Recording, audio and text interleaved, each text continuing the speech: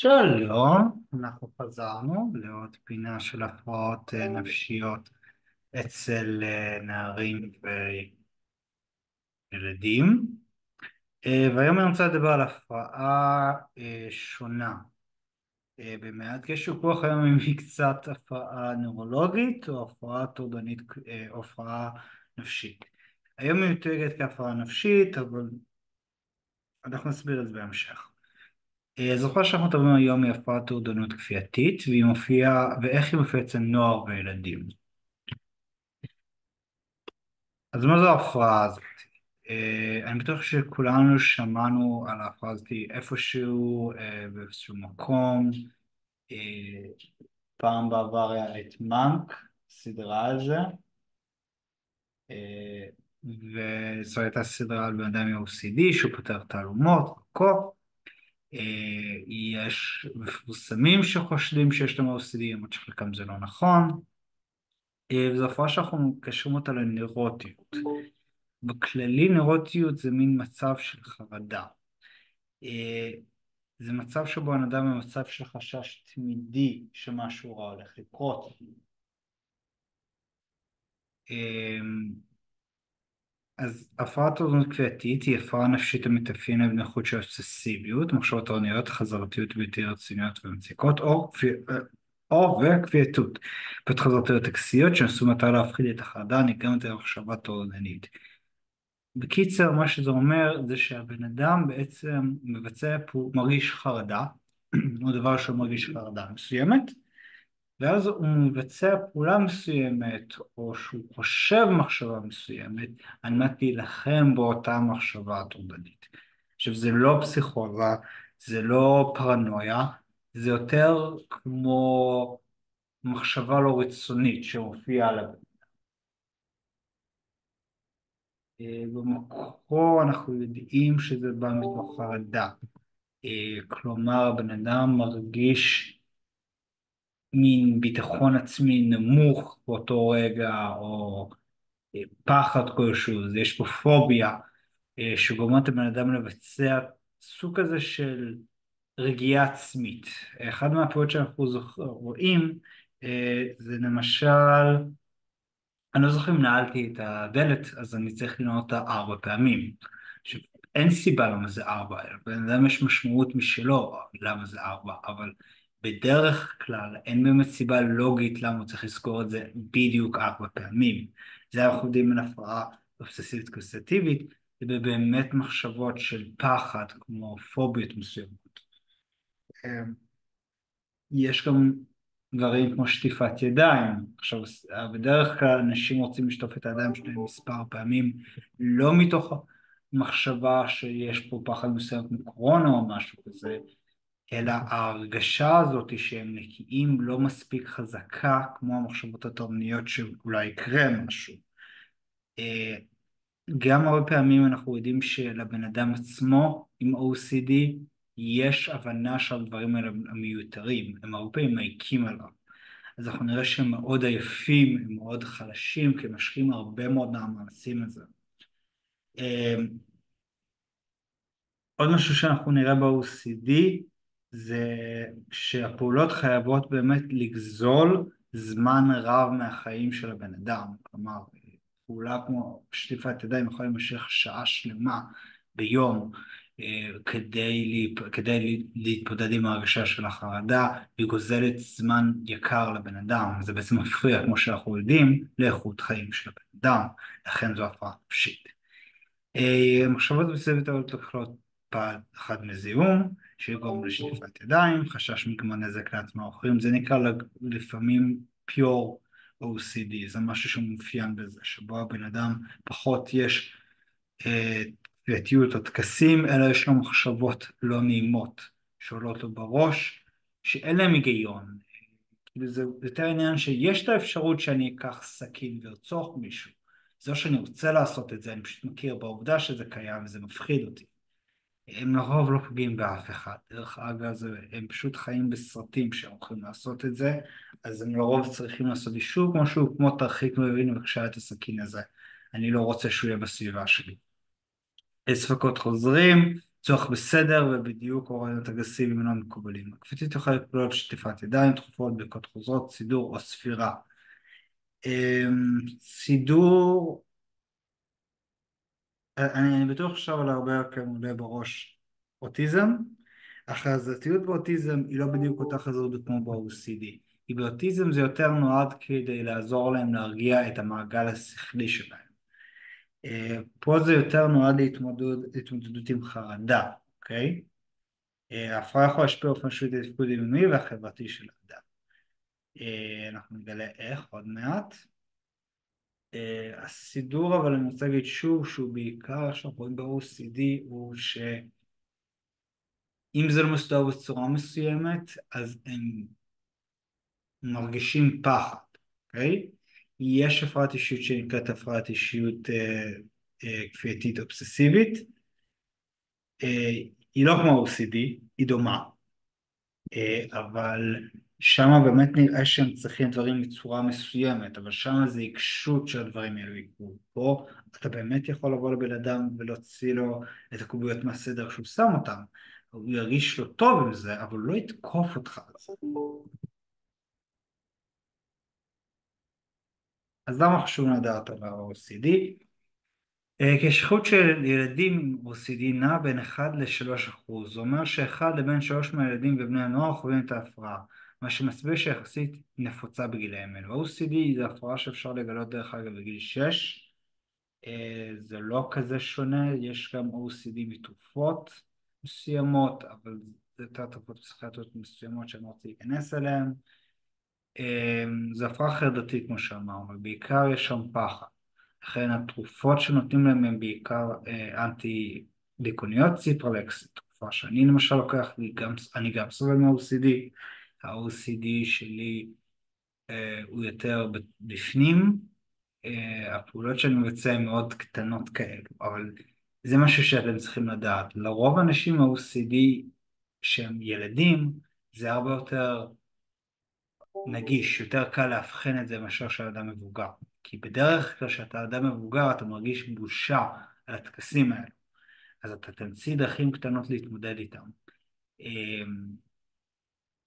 כמו למשל, אני צריך ללכת במספר מסוים, אז אני אעשה ככה עם הרגל, אני אזיז אותה טיפ-טיפ בסנטימטר.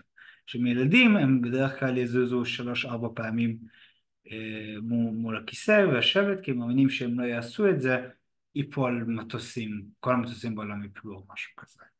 זה קשור יותר, בגילאים האלו יש, הם יודעים, קשה פשוט להבחין בין האמונה הזאת לדמיון שלהם, אז הרבה פעמים הם באמת יגיעו באיזה מין אגרסיביות לעניין הזה. אבל כשהם גדלים, זה הרבה יותר ההבנה הזאת של זה לא באמת נכון מה שעובר עליי, אבל זה בעצם מרגיש לי ככה, זה עניין של הרגשה. אנחנו יודעים שאנשים עם OCD בדרך כלל חווים גם בושה, יש הרבה בושה, זה לא כמו הפרעת אישית סכיזוטיפית, שהטקסים האלו באמת שיש שינוי כלשהו, או סכיזופרניה שיש פרנויה, שבו הם מאמינים בדברים שאומרים, לזן להם את הבושה הזאת להגיד מה הם חושבים. הבושה נמצאת דווקא ההפך אצל ב-OCD, כי הם מבינים שמה שהם עושים זה לא בנורמה.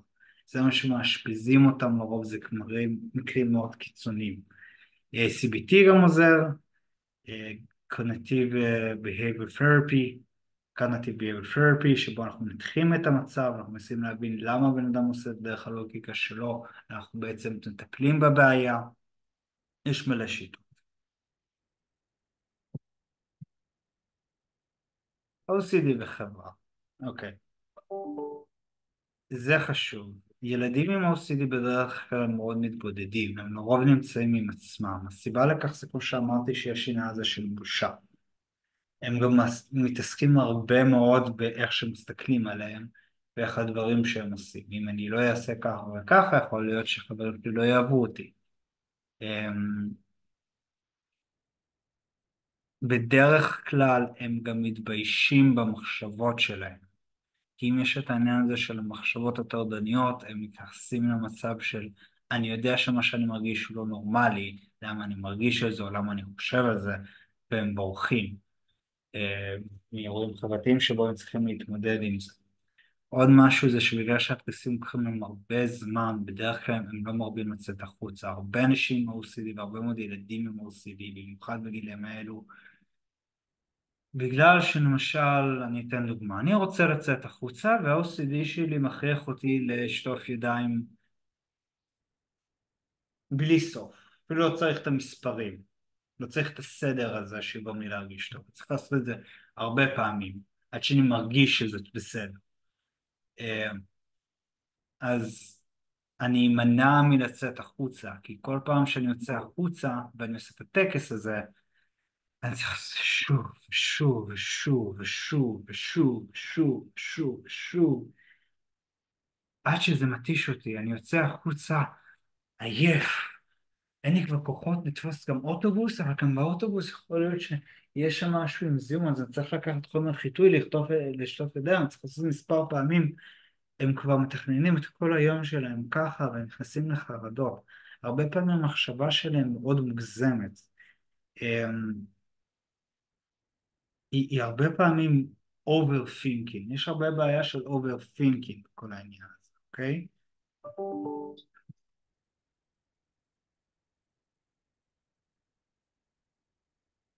OCD ומספרים, אוקיי, עכשיו, מה שאני רוצה להגיד פה ב-OCD זה קצת שונה, אבל בואו תראו. לפעמים ב-OCD, בגלל שצורת המחשבה שלהם מקובעת על משהו מסוים, יש להם קטע עם מספרים שהוא תופעת לוואי של OCD, הוא לא חלק מה-OCD. הרבה פעמים צריכים לספור את מספר השלטים שהם ראו בדרך, הרבה פעמים צריכים לקרוא את הברך, סליחה, לקרוא את הברך, לעשות קליקים, מספר מסוים של פעמים, נגיד בקבוצות של 3, יש לפעמים איזה משהו דתי דרך אגב, יכול להיות שהם קראו ששבע זה מספר קדוש, אז אם הם יעשו את זה 7 פעמים זה ירגיש להם טוב. פרוד דרך אגב מצא קשר בין הדת, בטקסים שעושים את הדת לבין ה-OCD, זה מאוד מעניין. אז הצורת המחשבה שלהם די מקובעת על המספרים בצורה מסוימת. עכשיו, מה קורה להם מבחינה מתמטית? כשהם באים לתרגיל, הם באים בצורה מאוד מאוד תבניתית אך מוכרת. אם אתם יודעים, יש לנו מתמטיקה שתי סוגים. יש לנו תולעת שהוא צריך ממש לספור כל דבר שהוא עושה, ויש לנו את החרגול, שהוא בעצם מקצר תהליכים. והבעיה בתולעת היא כמובן האיכות של החשיבה שלו. מכיוון שהוא כל הזמן צריך 1, 2, 3. כשמיתן לו 4 ועוד 4, אז הוא יתחיל לעשות 1, 1, 1. לספור הכל. הוא צריך דברים יותר פיזיולוגיים, דברים יותר פיזיים, יותר להבין את זה. אז יש לך עגול, אם נגיד לו 4 ועוד 4, 4 ועוד, כן, 4 ועוד 4, אז הוא יגיד, 2 ועוד 2 זה 4, אז 4 ועוד 4 זה 8. עכשיו, מה הבעיה עם שתי הקבוצות? עם החרגול הבעיה היא שכמובן, הוא הרבה פעמים מדלג על שלבים, ובגלל שהוא דילג על שלבים, הוא יודע את זה, יכול להיות מצבים שהוא מסתבך, ואז הוא מגיע לתשובה הנכונה, וכאן שהוא לא בדק את עצמו, אז הוא בעצם נכשל, הוא בעצם יצא את התשובה הנכונה, אוקיי? וגם הרבה פעמים הוא לא יודע איך להגיע לדרך, הוא יודע פשוט שארבע ועוד, הוא יודע ששתיים ועוד שתיים זה 4, אבל לא יודע שאחד ועוד אחד בהכרח זה 2, אוקיי? זה לא עובד ככה. עכשיו, עם תולעת הבעיה היא כמובן, כמובן שהתהליך מאוד ארוך, יהיה להם קשה לעבוד במספרים גבוהים, יהיה להם קשה לעבוד עם נוסחות, יהיה להם קשה לעבוד עם הלכים מתמטיקה שדורשים מחשבה מאוד מאוד לא לא, איך שם, לא פשוטה, אה, ופה אנחנו נראה הבדל חשוב. לרוב OCD יטעו לחרגול. הם לא יהיו בדיוק חרגול, כי חרגול, אף בן אדם הוא לא חרגול באופן מושלם, ואף אחד לא תולד באופן מושלם, אבל לרוב הם יהיו חרגול. למה? כי בראש שלהם הם עושים את הקטע הזה עם המספרים כל יום. הם כל פעם סופרים את המספר הזה של שוטפים ידיים, כל פעם פותחים וסוגרים את הדלת מספר פעמים, כל פעם אומרים לעצמם אני טוב, אני בסדר כמה פעמים, או חוזרים למשפט, או כותבים את זה בצורה מסוימת כדי להתאים, זה חלק מההפרעה. אז יש להם כבר ככה קיצורי דרך בתוך הראש שלהם למספרים מסוימים, כי הם פיתחו את זה כחלק להקל על עצמם עם ה-OCD. אנחנו צריכים לזכור שזה מחשבה תורבנית, הם לא רוצים את זה, אז הם מפתחים גישות משלהם להתמודד עם ה-OCD. וחלק מזה זה באמת לקצר תהליכים, בגלל זה הם לרוב חרגו. תולעת למשל יכול להיות אנשים עם סכיזופרניה, בגלל שהמחשבה, קשה להם עם מחשבה פשוטה, לא קל להם יותר מחשבה פשוטה בגלל העומס שהם חווים, אבל אני אעבור לילדים עם סכיזופרניה אולי בסרטון הבא. אוקיי? וככה זה נראה. 200 פלוס 345 זה 545, כי 200 ועוד 200 זה 400 ואז 150, 400 זה 425, אם ניקח 20 זה פלוס 30 פלוס 0.5 זה 400.5, ואז רק צריך להוסיף את האפסים, וגם 34 פלוס 0 344 שווה 0 ועוד 3 ועוד 4 ועוד כל זה, תבינים את העניין. עכשיו איפה עומדת פה הבעיה? בגלל שזה overthinking, הם לא מפסיקים. הם יכולים להיתקע הרבה על תרגיל אחד, הרבה מאוד, אוקיי? אם יש להם OCD, הם ידרשו מכם הרבה פעמים אישור שזה בסדר, בבקשה תאשר לי את זה בחוץ, ודרך אגב לא עושים את זה עם OCD, אסור לתת להם את האישור הזה, כי זה ממכר. אם הם מקבלים את האישור הזה ממך, הם ימשיכו לבוא אליך, והם לא יפתחו את הכלים הדרושים להתמודד עם ה-OCD בשם עצמם. לרוב יש להם את התשובה דרך אגב, לרוב הם יודעים את זה, הם לרוב הם מצליחים להבין את העניין, זה לא כזה קשה להם להבין. איך אפשר אבל עדיין לגרום להם להפסיק את ה-overthinking הזה עוד פעם? לרוב אנחנו משתמשים בשיטות ב-CBT, אחד האהובות עליי זה עצור, תסתכל על מה שעשית ותגיד לי אם זה נכון או לא נכון, ושם ממשיכים. הרבה פעמים גישה של אתה עוצר, אומר לעצמך, אתה רושם וי על הדף, על התרגיל, וממשיך. כי אם לא, הם יכולים להתקע על התרגיל הזה שעות. באמת, אני לא צוחק. בגלל שהאופסידי מכריח אותם לעשות דברים, אז זה יקרום להם לשנות, להם לחזור על המתמטיקה שוב ושוב ושוב. בכללי אני רוצה להסביר רגע על החלק של ה-OCD. תראו, OCD זה גם נפשי וגם גם נוירולוגי באיזשהו מקום. המוח של ה-OCD משחרר, האמיגדלה, סליחה, נתחיל הכי פשוט. יש לנו בראש משהו שנקרא אמיגדלה, אוקיי? האמיגדלה אחראי על הרגשות שלנו, אוקיי? הוא אחראי על להתמודד עם הפחד. האמיגדלה של אנשים עם OCD הרבה יותר קטן, לכן הם פחות יכולים ליצור מצב של התמודדות עם חרדות. כדי להתמודד עם השוני הגנטי הזה, מה שקורה זה שהמוח יוצר מעגלים של דופמין. בעצם כל פעם שהם עושים את החזרתיות הזאת, את הטקסים, הם משחררים כמות של דופמין. וזה בעצם סוג של מטפל בחוסר יכולת של המיגדלה. מה שקורה אחר כך זה שבן אדם סוג של מתמכר. דופמין הוא הורמון שמשתחרר לנו בדברים כמו סקס, דברים כמו אכילה, דברים כמו סמים. בעצם דופמין הוא הורמון טוב, הוא גם לא מרגיש שמחים, אבל לצערי הרב, מכיוון שהמוח התרגל לשחרר את הדופמין, הוא רוצה עוד. ופה זה ממש התמכרות מבחינתם, אוקיי? זה מצב שבו הם לא רגילים לחוסר הדופמין הזה והם מפחדים. בגלל זה חשוב להבין שצריך לתת להם לשחרר בעצמם את הדופמין, אבל גם צריך לתת להם לאשר, להיגמל מכל השחרור הזה, אוקיי? עכשיו אני רוצה להראות לכם סרטון.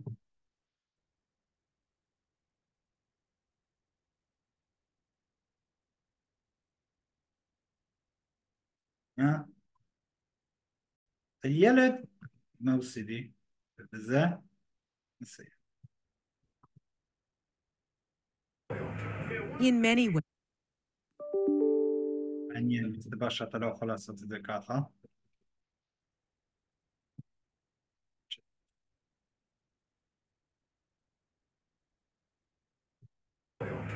In many ways, Matthew is a typical 12-year-old.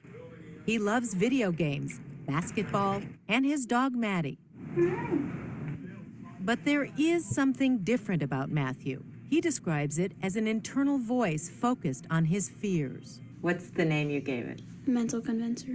The mental convincer? Yeah. What was the voice saying? What if I wanted to like hurt myself or something like that, and then I started getting really nervous and I didn't know what to do, and then just the thought just kept on rolling and rolling in my head. Matthew has obsessive-compulsive disorder, or pediatric OCD, a brain disorder in which obsessive thoughts lead to extreme anxiety and compulsive behavior trying to reduce that anxiety. I used to have to keep my chair in and facing myself, or else I couldn't sleep. So when I'm going to sleep, it had to be like this, always. And with the door, I used to have it all the way open. I did it because I felt like it just had to be that way, or else I just couldn't function in the day or go to bed. He had trouble separating fantasy and reality, and that scares him, and rightly so, because you feel like you don't have control of your mind. There are an estimated 500,000 children and teenagers who have OCD. That's about 1 in every 200. The same number of children who have diabetes. And oftentimes it's genetic, particularly when it starts in childhood. I had OCD as a child, and I still have tendencies toward it as an adult. OCD affects not just Matthew, but the whole family. It was hard on the household because anywhere someone was watching TV, if he saw something that scared him, he would pick up on it, and then it would affect him for the rest of the evening. Do you think you could have handled this without therapy, without outside help? No, absolutely not. I think about it a lot like a medical disorder like asthma or like high blood pressure that can effectively be managed and can effectively be treated even if it's not fully cured. Dr. Anthony Pugliafico is a psychologist who specializes in treating pediatric OCD like Matthew's with an intense behavior modification therapy called cognitive behavioral therapy, or CBT. It really involves gradually guiding the individual to face the types of situations that bring up obsessions and are, in turn, anxiety-provoking, and helping that individual, helping the child to resist compulsions in those situations. Matthew's therapy includes daily charts that limit and even eliminate his compulsions. I have one for washing my hands at the time that I'm supposed to, which is before I eat. According to the International OCD Foundation, cognitive behavior therapy is extremely effective, resulting in as much as an 80% decrease in OCD symptoms. But because it is so demanding, about 1 in 4 OCD patients refuse to do it. As much as their OCD might be impairing their lives, the idea of changing, the idea of facing these fears is terrifying. Dr. Pugliafico and a research team at Columbia University are studying the brain to better understand causes of OCD and how various drug and behavior therapy combinations can improve treatment. Do you see a different child now? Yeah, definitely. It's freed him from some of these things that he couldn't do to doing so many things that he loves to do. I feel a lot happier, and I feel a lot greater that I don't have to just deal with all these thoughts every day. And even that I feel a lot better, they're still gonna come up, and I'm gonna know how to handle them. And you can just be a kid, right? Yeah. And that's important.